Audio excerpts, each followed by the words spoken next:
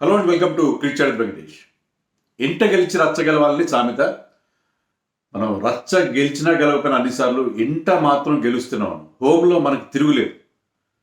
Test సిరీస్లో సొంతగడ్డ మీద మనం ఆడుతున్నాం అంటే అది మనకు ఒక దుర్భేద్యమైన కంచుకోట లాంటిది, ఇన్ప్రెగ్నబుల్ ఫోర్ట్రెస్.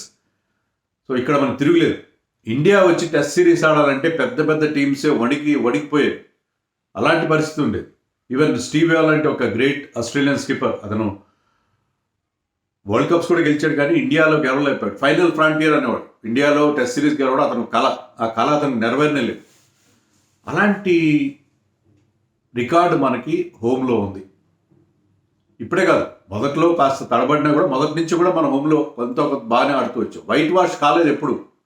ఎప్పుడు వైట్ వాష్ మనం ఫస్ట్ టైం అంటే ఓ సిరీస్లో అన్ని టెస్టులు ఓడిపోవడం.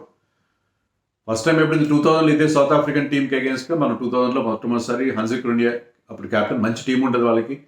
దాంట్లో మీకు అలెన్ రోలన్ ఉన్నాడు, షాన్ పొలాక్ ఉన్నాడు, కలిస్ ఉన్నాడు, కర్స్టన్ క్లూజ్నర్, గొప్ప గొప్ప ప్లేయర్స్ ఉన్నారు. ఆ టీంతో మనం వైట్ వాష్ అయ్యాం. ఆ తర్వాత సౌత్ ఆఫ్రికా మళ్ళీ ఇండియాలో సిరీస్ గెలవడం కూడా 25 ఏళ్ళ తర్వాత ఇదే మొదటిసారి. తర్వాత అదొక్కటే మనకి అప్పట్లో. కానీ గత 12 నెలల్లో 2 సార్లు మనకి వైట్ వాష్ లేదా క్లీన్ స్వీప్ ఎదురైంది.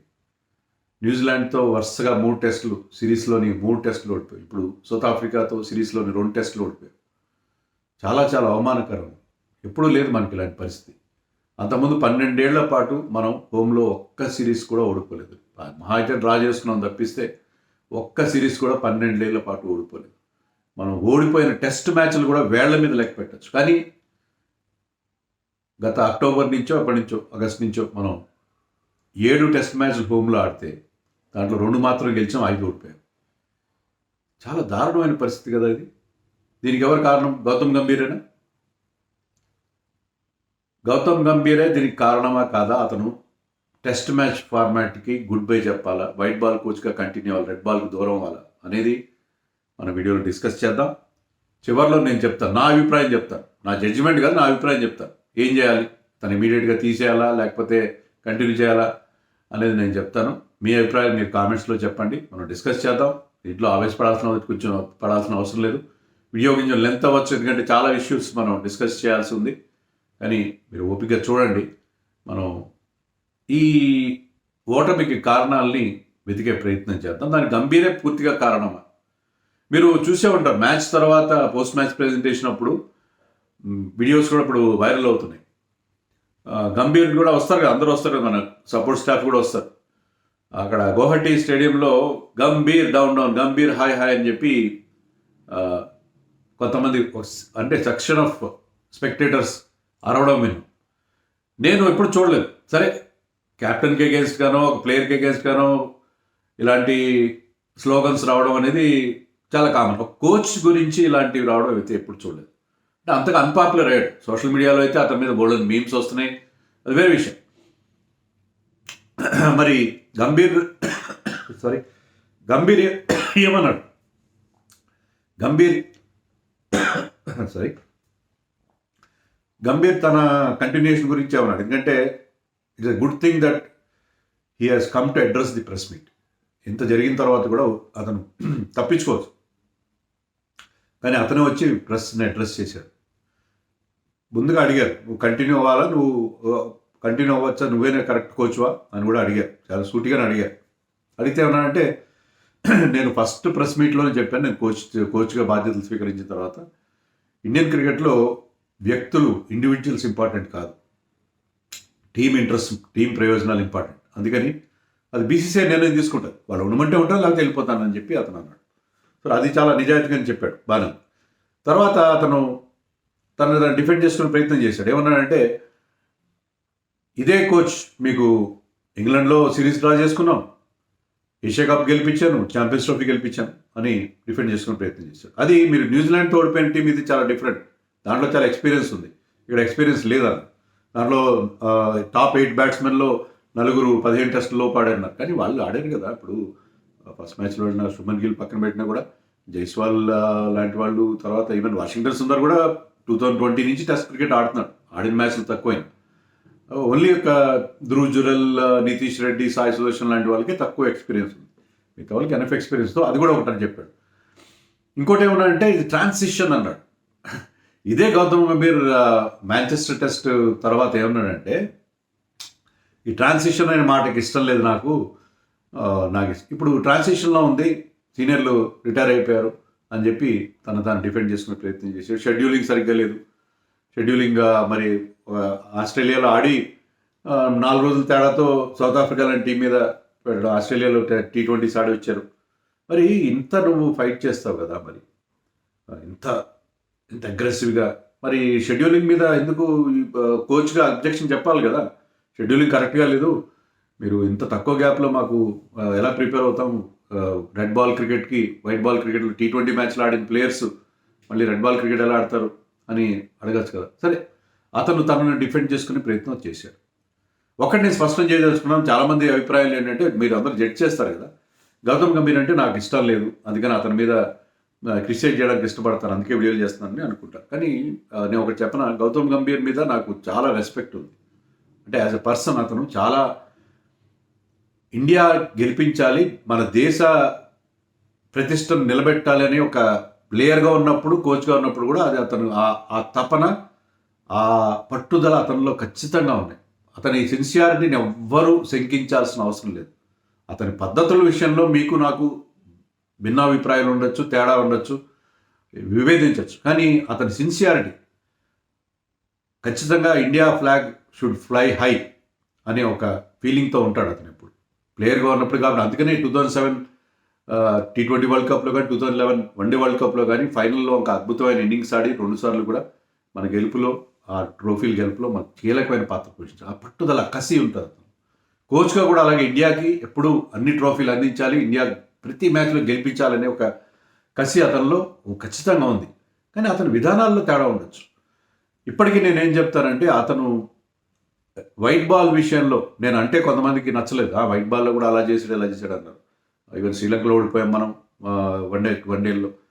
వైట్ బాల్లో అతని అప్రోచ్ నాకు బాగా నచ్చింది, ఖచ్చితంగా నచ్చింది.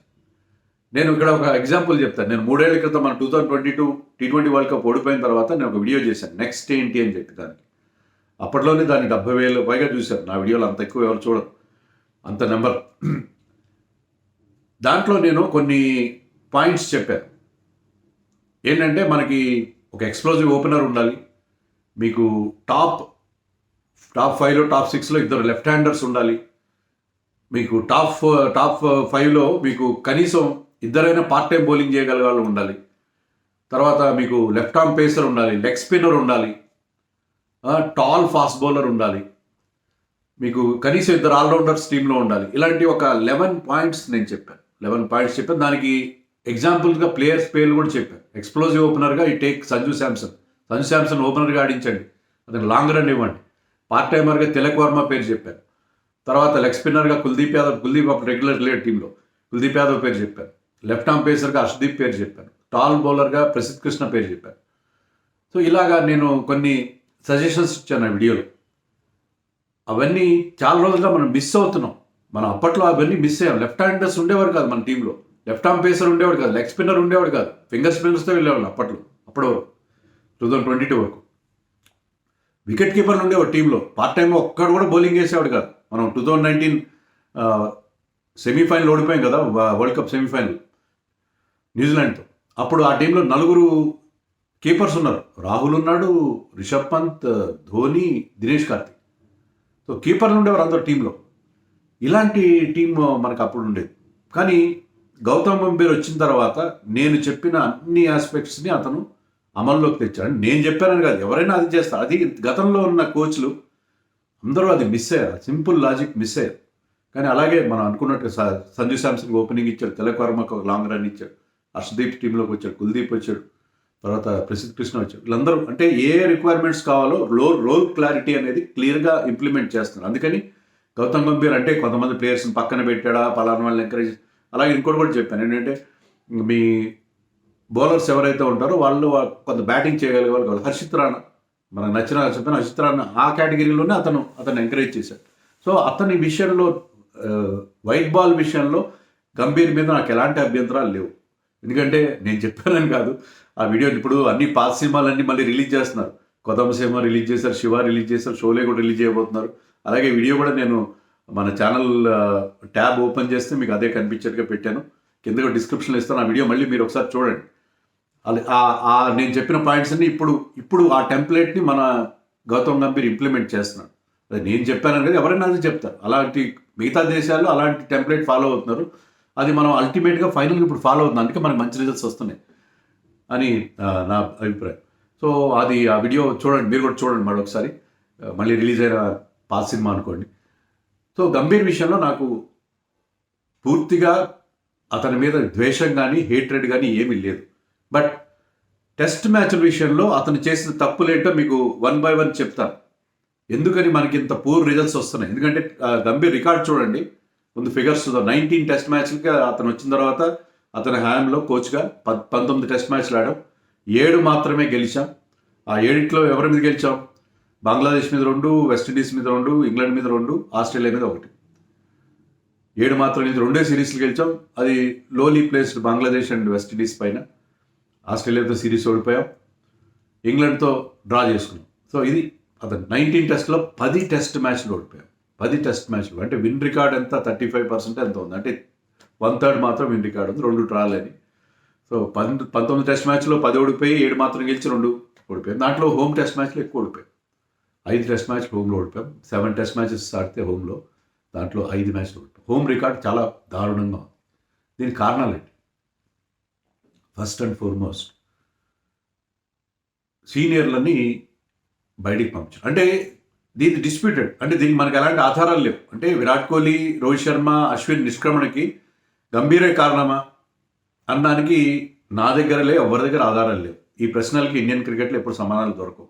కానీ వాళ్ళని నెట్టేయడం అనేది, పుష్ చేయడం అనేది అయితే జరిగింది. అంటే పొమ్మన లేక పొగబెట్టడం అంటారు తెలుగులో, అలా ఖచ్చితంగా జరిగింది. అశ్విన్ కేసు తీసుకున్నాడు. అశ్విన్ ఇంకా ఆడుతున్నాడు. అశ్విన్ ఇంకా అతని అంటే రిటర్న్స్ కాస్త డిమినిష్ అయ్యి ఉండొచ్చు, కొంచెం తగ్గి ఉండొచ్చు, కానీ Ashwin was still good enough.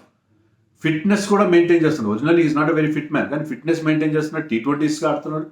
ఈ వాజ్ ప్లేయింగ్ ఆల్ ఫార్మాట్స్. అలాంటి ప్లేయర్ని అతను ఉండగానే వాషింగ్టన్ సుందర్ తీసుకొచ్చి పెట్టేస్తే, అంటే అతను ఉండగానే అతను పెట్టేసి అతనికి సరిగ్గా బౌలింగ్ ఇవ్వకపోవడం. సో వాషింగ్టన్ సుందర్ అశ్విన్ ఉండగానే తీసుకొచ్చారు, అతనికి ఇంపార్టెన్స్ ఇవ్వడం క్లియర్గా అర్థమైంది. దాంతో ఏంటంటే ఆస్ట్రేలియా టూర్ మధ్యలో 2 టెస్ట్ మ్యాచ్లో సడన్గా అతను నేను ఆడట్లేదు అని చెప్పి said I'm retiring. And Virat Kohli, Rohit Sharma అప్పట్లో ఆస్ట్రేలియా టూర్ అప్పుడు అన్నాడు ప్రెస్ మీట్ ఏంటంటే, నేనేం రిటైర్మెంట్ ఏమి అనౌన్స్ చేయట్లేదు నేను అని 1-2 సార్లు అన్నవాడు. ఇంగ్లాండ్ టూర్కి ముందు మరి ఏం చెప్పారో ఏం జరిగిందో తెలియదు, ఇద్దరు సడన్గా రిటైర్మెంట్ ప్రకటించారు. దానివల్ల వాళ్ళ కెరియర్కి ఎంత ఇబ్బంది అయిందంటే, టెస్ట్ మ్యాచ్లు ఆడుతూ ఉంటే వాళ్ళు నెంబర్ ఆఫ్ డేస్ ఎక్కువ ఆడుతుంటారు. ఒక 1 డే నుంచి రిటైర్ అయినా పర్వాలేదు. టెస్ట్ మ్యాచ్లు ఆడుతూ ఉంటే ఏంటంటే వాళ్ళ కెరియర్ని వాళ్ళు కొనసాగించుకోవడానికి వీలే. అలా కాకుండా టెస్ట్ మ్యాచ్ హఠాత్తుగా రిటైర్ అవ్వాల్సి వచ్చింది.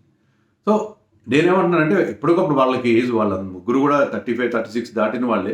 ఏదో ఒక పాయింట్ రిటైర్ అవ్వాలి. ఎప్పుడైనా మనం వాళ్ళకి రీప్లేస్మెంట్స్ వెతుక్కోవాలి. కానీ అది ఒక ఫేజ్డ్ మేనర్లో జరుగుంటే బాగుంది. అశ్విన్ ముందెళ్తాడా, రోహిత్ ముందెళ్తాడా, విరాట్ ముందెళ్తా, వాళ్ళు ఒకేసారి ముగ్గురు ఆల్మోస్ట్ ఒకేసారి 2 టెస్టుల తేడాలో ఒకేసారి ముగ్గురు నిష్క్రమించడం అనేది పెద్ద గేపింగ్ హోల్, అంటార్కిటికా సైజ్ హోల్ని మన ఇండియన్ టీంలో అది క్రియేట్ చేసింది. దాని నుంచి ఇప్పుడు ఇంతకుముందు ట్రాన్సిషన్ మాట వాడలేదు, ఎందుకంటే అక్కడ ఇంగ్లాండ్లో మనం బాగా పర్ఫామ్ చేసింది. ఇప్పుడు ఎప్పుడైతే ఓడిపోయామో ఆ ట్రాన్సిషన్, వీళ్ళకి ఎక్స్పీరియన్స్ లేదు అని ఇప్పుడు మాట్లాడుతున్నారు. మరి ఎక్స్పీరియన్స్ లేదనుకున్నప్పుడు మీరు ట్రాన్సిషన్ అనేది కాస్త స్లో డౌన్ చేస్తుంటే బాగుండేది. ఇప్పుడు విరాట్ కోహ్లీ అనే మంచి ఫిట్గా ఉంటాడు, అతను బాగా ఆడుతున్నాడు, అతన్ని కంటిన్యూ చేస్తుంది. అశ్విన్ ముందు రిటైర్ అయితే కొంత గ్యాప్ తర్వాత రోహిత్ తర్వాత విరాట్ కోహ్లీ, ఈ రకంగా ముగ్గురిని ఒకేసారి కాకుండా ప్లాన్గా. ఇప్పుడు ఆస్ట్రేలియన్ క్రికెట్లో ఇలాగే జరిగింది. వాళ్ళు చాలా రోజులు ఇబ్బంది పడ్డారు. మార్ష్, లిల్లీ, గ్రెగ్ చాపెల్ ఒకేసారి రిటైర్ అయిపోవడంతో ఆస్ట్రేలియన్ క్రికెట్ ఒక్కసారిగా చాలా క్రైసిస్లో పడిపోయింది. తర్వాత స్టీవ్ వాల్ లాంటి వాళ్ళు దాన్ని మెల్లగా, అలెన్ బోర్డర్, స్టీవ్ వాల్ లాంటి వాళ్ళు మెల్లగా దాన్ని మళ్ళీ పట్టాలు ఎక్కించారు బండిని. సో ఇలాంటిది అది తప్పు కదా. అది మరి కోచ్గా నువ్వేం చేస్తున్నావు? నువ్వు ఇంత you have been given powers like anything. Gavaskar అన్నారు, కానీ గవాస్కర్ అనలేదని అతను క్లారిఫై చేశాడు. అతను కావాల్సిన KKR స్టాఫ్ని ఇచ్చారు, ఫారిన్ కోచ్లు కావాలంటే ఫారిన్ కోచ్లు ఇచ్చారు. తర్వాత మీకు is most powerful, is having his say. అంటే దీంట్లో గంభీరే కాదు, మనం అగార్కర్ని కూడా ఇంక్లూడ్ చేయాలి, ఇద్దరు కలిసి తీసుకున్న నిర్ణయాలు ఇవన్నీ. So you're getting whatever you're, మీరు అనుకున్నవన్నీ చేస్తున్నప్పుడు మరి ఈ వీళ్ళ రిటైర్మెంట్ని ఫేజ్ మేనర్లో చేసుకుంటే బాగుండేది కదా. అది నెంబర్ 1. నెంబర్ 2 ఏంటంటే కొంతమంది పర్టికులర్గా పక్కన పెట్టడం, అంటే టెస్ట్ స్పెషలిస్ట్. ఇప్పుడు పుజారా, రహానే సరే వాళ్ళ రిటర్న్స్ కూడా తగ్గినాయి, వాళ్ళని పక్కన పెట్టి కొత్త వాళ్ళని మనం రీప్లేస్ చేసుకుందాం అనుకున్నాం. టెస్ట్ స్పెషలిస్ట్తో రీప్లేస్ చేయాలి కదా. సర్ఫరాజ్ ఖాన్ ని ఎందుకునో పక్కన పెట్టారు. 150 చేశాడు కదా బెంగళూరు టెస్ట్లో, బాగానే ఆడాడు కదా. ఆడిన అతనికి ఇచ్చిన మరీ అంత దారుణంగా ఆడలేదు కదా అతను. I think is having 40 average in test matches that he played. So అతను ఒక 2-3 హాఫ్ సెంచరీలు ఉన్నాయి, ఒక సెంచరీ ఉంది, 150 ఉంది బెంగళూరు టెస్ట్లో టఫ్ కండిషన్స్లో. సో అలాంటివన్నీ ఏ కారణంగా అంటే అతను లీక్ చేస్తున్నాడు. ఎన్ని రోజులు ఇస్తారు మీరు పనిష్మెంట్? సరే పనిష్మెంట్ ఇచ్చారు, మ్యాచ్ ఫిక్సింగ్ చేసిన వాళ్ళనే 1-2 మళ్ళీ తీసుకొచ్చి మీరు వాళ్ళని అందరాలు ఎక్కిస్తున్నారే. సర్ఫరాజ్ ఖాన్ ఏదో డ్రెస్సింగ్ రూమ్ మ్యాటర్స్ లీక్ చేశాడని చెప్పి అతను ఎన్ని రోజులు పక్కన పెడతారు. శ్రేయస్ అని పక్కన, శ్రేయస్ స్పిన్ బాగా ఆడతాడు, హోమ్లో బాగా ఇచ్చచ్చు కదా. రుతురాజ్ గైక్వాడ్ కూడా పక్కన పెట్టారు. అతను సిఎస్కే కాబట్టి ధోనికి గంభీర్కి పడదు కాబట్టి అని అంటారు. ఇది నేను ఒప్పుకోను. సిఎస్కే ప్లేయర్ కాబట్టి కాదు. రుతురాజ్ ఎందుకు, Ruturaj is doing extremely well. ఇప్పుడు మొన్న సరే మనకి గిల్ లేడు అనుకుంటే గిల్ ప్లేస్లో ఒక స్పెషలిస్ట్ని రుతురాజ్ లాంటి వాడిని తీసుకొచ్చారు. మంచి ఫామ్లో ఉన్నాడు, ఆడించుంటే బాగుండేది టెస్ట్ మ్యాచ్లో. రుతురాజ్ని ఆడించారు. అభిమన్యు ఈశ్వరన్ని మీరు అసలు ట్రై కూడా చేయలేదు. డొమెస్టిక్లో అన్ని రన్స్ చేసినవాడు. పేరుకి చెప్తారు కదా మీరు, డొమెస్టిక్లో ఆడాలి అని చెప్తారు కదా. మరి ఆడిన వాళ్ళని ఇప్పుడు మనం గతంలో ఇంత మంచి రికార్డు గురించి మనం 12 ఏళ్ళు అంటే అప్పుడు పుజారా, రహానే, విరాట్ కోహ్లీ, రోహిత్ వీళ్ళు కూడా వాళ్ళు ఓల్డ్ స్కూల్, వాళ్ళు కూడా డొమెస్టిక్లో డక్కాముక్కీలు తిని వచ్చిన వాళ్ళు. వాళ్ళందరూ ఉండబట్టి మనకి అశ్విన్ లాంటి ఒక ట్రంప్ కార్డ్, ఒక బౌలర్, తురుపు ముక్క లాంటి బౌలర్ ఉన్న అశ్విన్ అండ్ జడేజా కాంబినేషన్, ఇవన్నీ మనకి బాగా పనిచేసినాయి కాబట్టి మనకి అప్పుడు బాగుంది. కానీ ఇప్పుడు అలా లేదు కదా మరి పరిస్థితి. అలా లేని విషయాన్ని మనం మరి ఆ టెస్ట్ స్పెషలిస్ట్ని పక్కన పెట్టాడు. అండ్ ఇంకోటి దీనికే రిలేటెడ్ ఏంటంటే ఐపీఎల్ ఆడేవాడిని తీసుకురాడు. ఐపీఎల్ ఆడితేనే వాడు మనగాడు, శంకాల నొప్పి వస్తేనే తీద్దాం. సాయి సుదర్శన్ యావరేజ్ 40 కూడా లేదు అతనికి, ఫస్ట్ క్లాస్ యావరేజ్. చాలా ఫస్ట్ క్లాస్ రికార్డ్. ఏమాత్రం ఐపీఎల్లో బాగా ఆడాడని చెప్పి అతను తీసుకొచ్చి అతను అందరిలో ఎక్కించాడు. అతను he was found wanting, was totally found wanting in test matches. సరే అతనికి లాంగ్ రన్ ఇవ్వాలి అని నేను కూడా చెప్పాను. అంటే హ్యావింగ్ ట్రైడ్ హిమ్, అతనికి ఒక లాంగ్ రన్ ఇవ్వలేదు. మళ్ళీ డ్రాప్ చేశారు, మళ్ళీ తీశారు. సాయి సుదర్శన్ జురేల్ కూడా ఐపీఎల్ ఫామ్ ఆధారంగా తెచ్చింది రాహుల్ ద్రావిడ్, మరి ఇక్కడ కంటిన్యూ చేశారు కదా. నితీష్ రెడ్డి అలాగే తీసుకొచ్చారు కదా. సరే ఈ నెక్స్ట్ పాయింట్ ఏంటంటే ఆల్రౌండర్స్కి పెద్ద పీట. మీరు ఈ టెస్ట్ మ్యాచ్లో ఆడిన వాళ్ళు చూడండి, ఫస్ట్ 3 జైస్వాల్, రాహుల్ కూడా keeper actually, Rahul and Sai Sudarshan మాత్రమే స్పెషలిస్ట్ బ్యాటర్స్. లాస్ట్లో కుల్దీప్, సిరాజ్, బుమ్రా మాత్రమే స్పెషలిస్ట్ బౌలర్స్. మిగతా వాళ్ళందరూ ఇంక్లూడింగ్ జురేల్ లాంటి ఒక కీపర్ని కూడా కలుపుకునే రిషబ్ పంత్, వీళ్ళందరూ ఆల్రౌండర్స్ తీసుకొచ్చి నింపారు మీరు. Nitish Reddy average 23 in first class cricket. Melbourne century తప్ప ఏం చేయలేదు. మన తెలుగు ప్లేయర్ గురించి అలా మాట్లాడాల్సి అంటే చెప్తున్నా. ఎందుకంటే నితీష్ రెడ్డిని ఎందుకు మీరు అంతగా, అంటే అతను వేసిన ఓవర్లు 10-12 ఓవర్ల కోసం, అతను వేసే 10 ఓవర్ల కోసం అంత అవసరం? 6th బౌలర్ అవసరం మీకు? దాని బదులు ఒక స్పెషలిస్ట్ని, సరే దేవదత్ పడికల్ లెఫ్ట్ హ్యాండర్ సిక్కు అయిపోయారు, దేవదత్ పడికల్ని పెట్టలేదు మీరు. నేను చెప్పిన రుతురాజ్నో సర్ఫరాజ్నో ఎవరినో ఒకరిని తీసుకురావచ్చు కదా. యష్ రాథోడ్ అని ఒక కొత్త ప్లేయర్ బ్రహ్మాండంగా ఆడుతున్న విదర్భాలు, అతను తీసుకురావచ్చు కదా.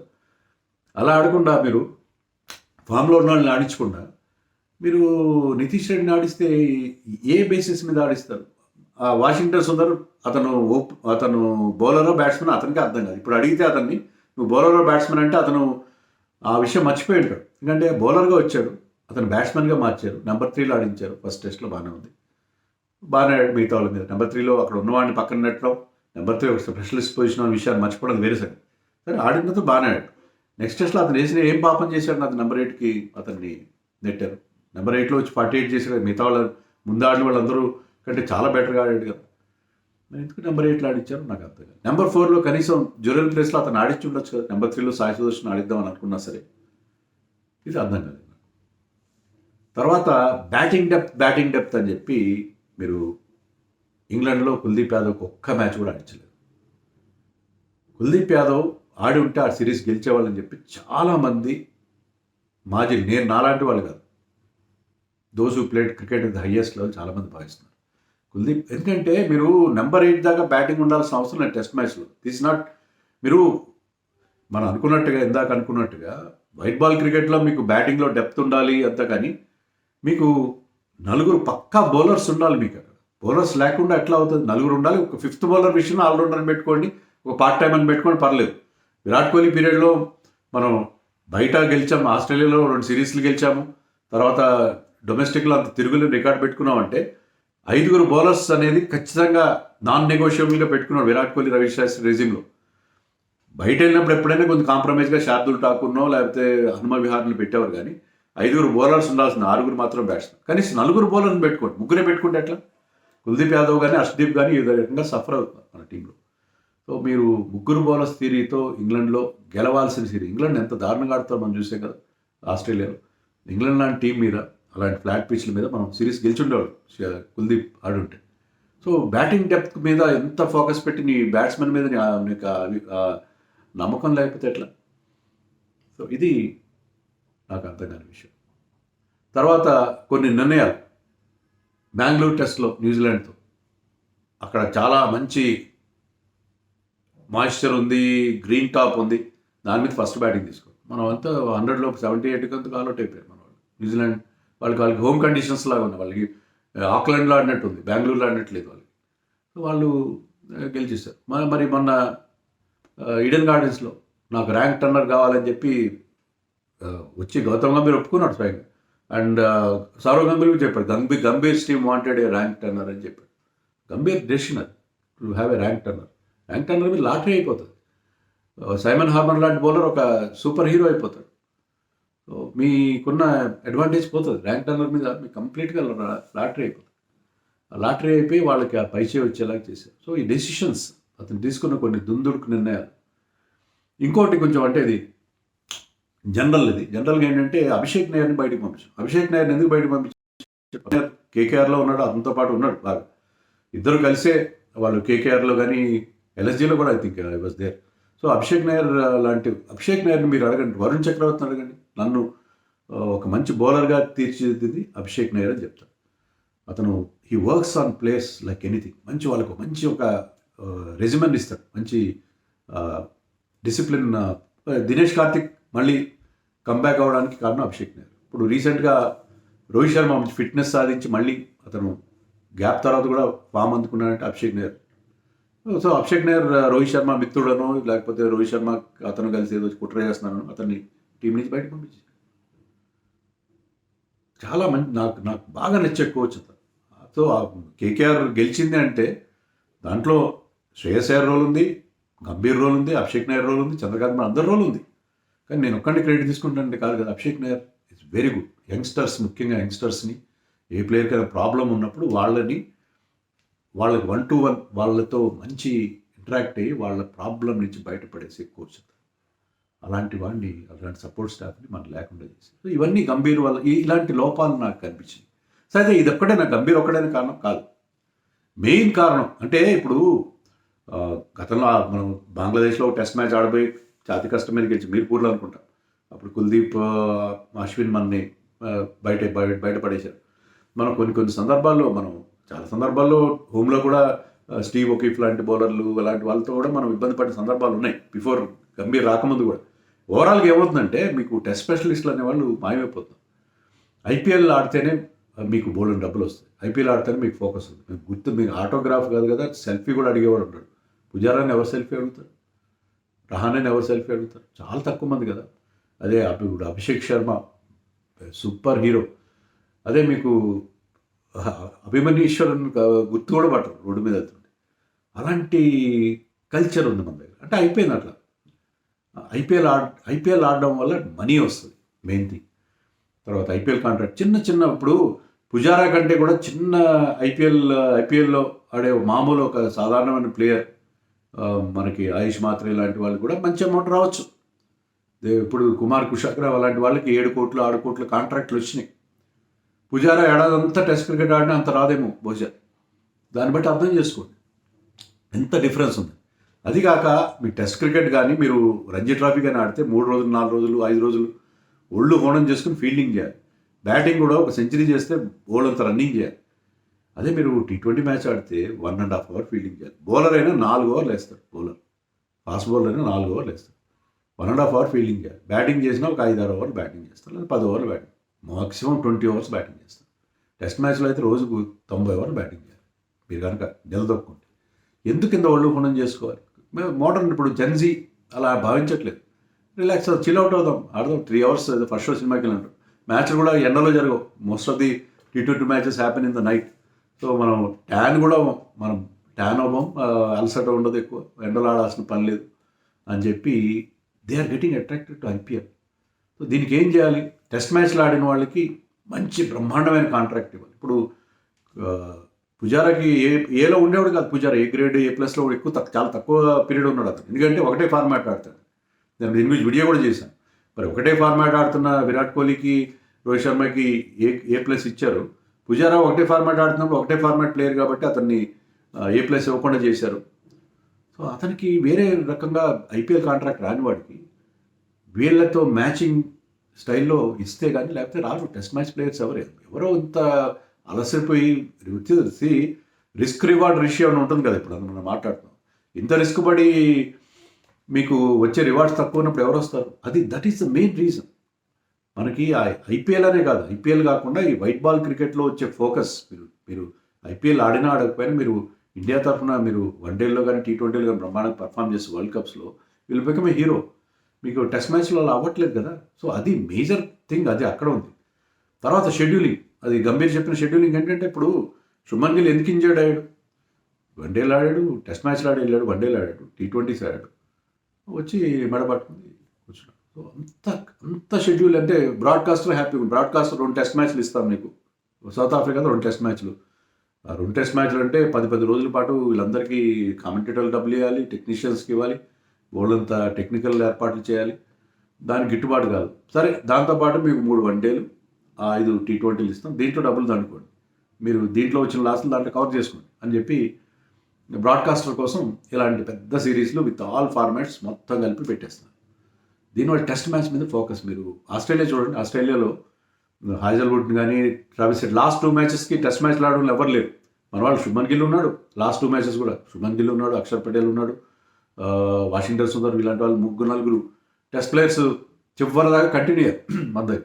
వాళ్ళు హాజల్వుడ్ని స్టార్టింగ్లోనే పంపించేసి ట్రావిస్ హెడ్ వీళ్ళందరినీ మీరు ఆఖరి 5th వన్డే రద్దయింది, 5th T20 రద్దయింది ఆస్ట్రేలియాతో మనం రీసెంట్గా ఆడింది.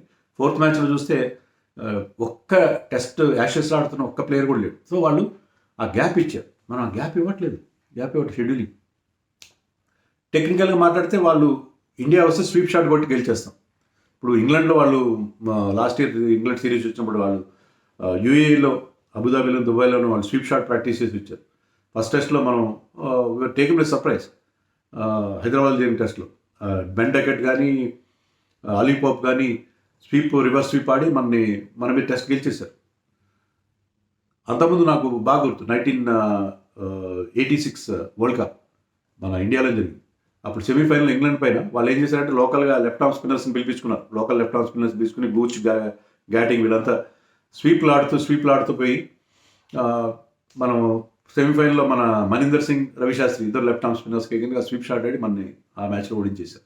సో ఇండియాలో స్వీప్ షాట్ ఆడి గెలవచ్చు అనేది ప్రాథమిక. వీళ్ళు కూడా స్వీప్ ఆడారు బ్రహ్మాండంగా, రివర్స్ స్వీప్తో మనని ఓడించారు. వాళ్ళు స్వీప్ ఆడుతున్నారు, మన వాళ్ళు ఎందుకు ఆడలేదు అనేది అందరికీ వస్తున్న ప్రశ్న. దానికి కారణం ఏంటంటే, మన వాళ్ళు ఎందుకు స్వీప్ ఆడరంటే మన కోచెస్, జూనియర్ లెవెల్ నుంచి కోచెస్ ఎవరు కూడా, అంటే మన దేశంలో స్వీప్ షాట్ ఆడతారంటే ట్రూ బౌన్స్ ఉండాలి. బాల్ లో అయిందంటే ఎల్బిడబ్ల్యూ అవుతుంది. కోచెస్ ఎంకరేజ్ చేయరు. Coaches will say that you play with a straight back, you play using your footwork. Sweep షాట్ని ఎంకరేజ్ చేయరు మన దేశంలో. స్వీప్ షాట్ని ఎంకరేజ్ చేయరు. స్వీప్ షాట్ ఎవరు ఆడతారంటే అంటే ఒక ఈగో ప్రకారం కూడా బాల్ ఎట్ టర్న్ అవుతుందో తెలియని వాళ్ళు ఇలా అడ్డంగా బ్యాట్ పెట్టి స్వీప్ షాట్ ఆడతారు. ఎందుకంటే లోపలికి వస్తుందా బయటకు వెళ్ళి తెలియనప్పుడు క్రాస్ బ్యాట్ షాట్ కాబట్టి స్వీప్ షాట్ ఇది ఆడితే అది అట్లా ఈగో పరంగా కూడా స్వీప్ షాట్ ఆడడం అంటే నీకు బాల్ ఎట్ టర్న్ అవుతుందో అర్థం కావట్లేదు, you read the bowler from the hand అని కోచ్ మొదటి నుంచి చెప్తారు. Coaches doesn't encourage sweep shot in India. Use your footwork. ముందుకెళ్తావు, వెనక్కి వెళ్తావు, ముందుకు వచ్చి go to the pitch of the ball and play. అంతేగాని నువ్వు అక్కడే ఇలా కూలబడి స్వీప్ షాట్ ఆడతారంటే అది కోచ్లు ఒప్పుకోరు. అందుకని మన బ్యాట్స్మెన్ ఎవరు ఆడరు. అది న్యాచురల్గా ఆడతారు కానీ న్యాచురల్గా రాదు అది. అందుకని అది మనకి ఒక విధంగా ఇప్పుడు ఉన్న పరిస్థితుల్లో అంటే స్వీప్ని మీరు జుడిషియస్గా యూజ్ చేసుకోండి. The ball is pitching outside the leg stump, మీకు ఎల్బిడబ్ల్యూ అవకాశం లేదు కాబట్టి then you play the sweep shot ఆ రివర్స్ స్వీప్ ఏదైనా సరే మీరు దాని ప్రకారం మీరు దాన్ని ప్లాన్ చేసుకోండి అని చెప్పి చేస్తుంటే బాగుండేది స్వీప్ షాట్ విషయంలో కొంత. ఇంకోటి ఏంటంటే మన బౌలింగ్ బ్యాటింగ్ గురించి మనం మాట్లాడుకున్నాం, స్పిన్ సరిగా ఆడలేదు. మన బౌలింగ్ కూడా అంటే అశ్విన్ లేకపోవడం, Ashwin Jadeja they hunt in pairs, fast bowlers లాగా స్పిన్నర్స్ కూడా అది కూడా ఒక కారణం. అశ్విన్ మిస్ అయిన తర్వాత జడేజా అంత ఎఫెక్టివ్గా, Washington is not measuring up to that level. వాడు మంచిగా స్లోగా బౌలింగ్ వేశాడు. ఎవరు మన సైమన్ హార్మర్ 70-80 బిలో వేశాడు. 90 టచ్ అవ్వగలదు. సో ఆ స్లోగా వేసి allowed the pitch to help him. So ఆ స్లోనెస్ మన వాళ్ళు ఏంటంటే దే వర్ జస్ట్ డాటింగ్, వాళ్ళు చాలా క్విక్గా బౌలింగ్. అంటే మన దీనివల్ల ఏంటంటే because of they play so much off white ball cricket, మన స్పిన్నర్స్ అలాంటి బౌలింగ్ వేయడం. Simon harbour place county cricket, mostly first class cricket ఆడతాడు. 1000 వికెట్లు ఉన్నాయి. సో ఆ ఎక్స్పీరియన్స్ అంతా అక్కడ అది యూజ్ చేశాడు. సో మన బౌలింగ్లో ఎఫెక్టివ్నెస్ స్పిన్ బౌలింగ్లో పర్టికులర్గా తగ్గింది. మన వాళ్ళు స్పిన్ ఆడకపోవడంతో పాటు స్పిన్ బౌలర్స్ కూడా మన బౌలర్స్లో ఆ ఎఫెక్టివ్నెస్ తగ్గింది. Because there all white ball. దాంట్లో స్పిన్నర్స్లో కూడా మీరు టెస్ట్ స్పెషలిస్ట్ని తయారు చేసుకోండి. కొత్తగా వస్తున్న మానవ్ సుతార్ కానీ తనుష్ కోటియాన్ కానీ టెస్ట్ స్పెషలిస్ట్గా మార్చుకునే ప్రయత్నం చేయండి. కొత్త బౌలర్స్ వస్తున్నారు కొంతమంది. అలాగే మన పేస్ అటాక్లో కూడా బుమ్రా ఎఫెక్టివ్నెస్ తగ్గింది. అన్ఫార్చునేట్లీ బుమ్రా ఎఫెక్టివ్నెస్ తగ్గింది. అది కూడా ఎందుకంటే ఇంగ్లాండ్తో మనం సిరీస్ గెలిచినప్పుడు last year Bumrah played major role. ఈ రివర్స్ స్వింగ్ కానీ కన్వెన్షనల్ స్వింగ్ కానీ ముఖ్యంగా రివర్స్ స్వింగ్ చక్కగా ఉపయోగించుకున్నాం. But Bumrah was found wanting. అది కూడా మనం గుర్తుపెట్టుకోవాలి. అంటే ఒక ఫేజ్ వస్తుంది, ఒక ఫేజ్లో మీ రిధమ్ అంత సరిగ్గా ఉండదు. ఇప్పుడు మిచెల్ స్టార్క్ చూడండి మంచి రిధంలోకి వచ్చాడు. అట్లా రిధమ్ ఫాస్ట్ బౌలర్కి ఆ రిధమ్ మీద డిపెండ్ అవుతారు. సో ఇలా వేరియస్ ఫ్యాక్టర్స్ ఉన్నాయి. అందుకని గంభీర్ని ఒక్కడే బ్లేమ్ చేయడం కరెక్ట్ కాదు. నేను అనేది ఏంటంటే గంభీర్ని ఇప్పుడు టెస్ట్ కోచ్గా తీయకండి అని నేను కోరుతున్నాను బీసీసీఐ, నా అభిప్రాయం. ఎందుకంటే T20 వరల్డ్ కప్ మరొక 3 నెలల్లో ఉంది. అక్కడ అతనికి మనం ఎలాగైతే సాయి సుదర్శన్ విషయంలో మనం ఫీల్ అయ్యాము, అతను ఒక మ్యాచ్లో ఆడిచ్చారు, మళ్ళీ కూర్చోబెట్టారు, మళ్ళీ ఆడిచ్చారు. గంభీర్ని ఇప్పుడు తీసేస్తే అతని కాన్ఫిడెన్స్ పోతుంది, డెస్పరేట్ అయిపోతాడు T20 వరల్డ్ కప్ కోచ్గా. సో అతనికి అలాగే ఉంచి అతని మీద కాన్ఫిడెన్స్ ఉంచాడు. ఇప్పుడు మన నెక్స్ట్ టెస్ట్ మ్యాచ్ 10 నెలల తర్వాత ఎప్పుడు ఆగస్టులోనో సెప్టెంబర్లోనో ఆడబోతున్నాం నెక్స్ట్ ఇయర్. అంతవరకు టెస్ట్ మ్యాచ్ లేవు. సో దీని గురించి ఇప్పుడు మనం ఈ లోపల మనం ఈ షెడ్యూలింగ్ ఇలాంటి వాటికి సంబంధించి మనం ఈ రంజీ ట్రాఫీ నుంచి టీంని ఐడెంటిఫై చేయడం, ఇండియా ఎయిర్ టూర్స్ కాన్సన్ట్రేట్ చేయడం, ఇండియా ఎయిర్ ద్వారా మనం లాంగ్ టూర్కి మన ప్లేయర్స్ని పంపించి దాంట్లో టాలెంట్ని చేయడం కదా. గంభీర్ని ఇప్పుడే తీయద్దు. అంటే T20 వరల్డ్ కప్ గెలిస్తే అతను కంటిన్యూ చేయాలా, అది కూడా సంబంధం. T20 వరల్డ్ కప్ గెలిచినా సరే you feel that you have a different coach, better coach. ఎందుకంటే ఫార్మాట్స్ విషయంలో కన్ఫ్యూజ్ అవ్వద్దు, ఫార్మాట్స్ విషయంలో కన్ఫ్యూజ్. కానీ ఇప్పుడు మాత్రం అలాంటి నిర్ణయం ఏం తీసుకోవద్దు, దాన్ని పక్కన పెట్టండి. ఇప్పుడు ఇమీడియట్గా మీరు కోచ్ని మార్చేయడం వల్ల జనం సాటిస్ఫై అవుతారు, సోషల్ మీడియాలో తగ్గుతుందేమో తప్పిస్తే దాని తప్ప ఏ అడ్వాంటేజ్ ఇండియన్ క్రికెట్ ఒరిగేది ఏం లేదు ఇప్పుడు. అందుకని ఇప్పుడు అతని గురించి ఇప్పుడు ఏం మాట్లాడు, ఆ టాపికే పక్కన పెట్టి వరల్డ్ కప్లో T20 వరల్డ్ కప్లో అతను కాన్ఫిడెంట్గా వెళ్ళే అవకాశం కల్పించండి. అలా చేస్తే మనకి బెటర్ రిజల్ట్స్ వచ్చే అవకాశాలు ఉంటాయి T20 వరల్డ్ కప్ విషయంలో అన్నీ అనుకుంటాను. సో గంభీర్ విషయంలో ఇప్పుడు ఎలాంటి నిర్ణయం తీసుకోవద్దని చెప్పి నేను బీసీసీఐని రిక్వెస్ట్ చేస్తాను. సో చాలా లాంగ్ వీడియో అయింది. దీని గురించి మీ అభిప్రాయాలు ఏంటో కామెంట్స్లో చెప్పండి.